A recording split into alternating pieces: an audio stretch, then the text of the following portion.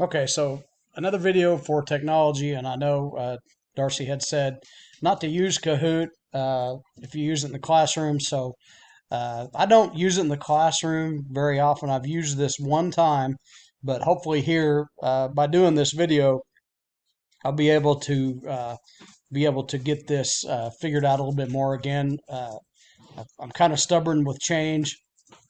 I like to use old school paper and pencil still.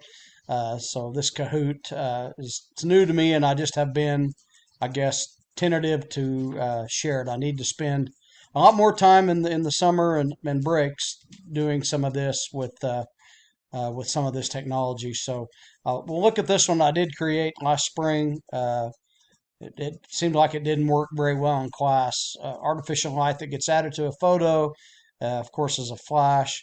Uh, we did some stuff. Well, we looks like I didn't. Looks like I didn't get it quite finished. But anyway, as you can see, Kahoot is something that I haven't used.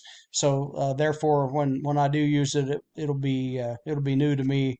So I can hopefully start to use it a little bit more. My kids have used it some when they were in college a few years ago. In fact, last year at Christmas time, they created a Kahoot. We played on our TV with Christmas music or Christmas movies type trivia.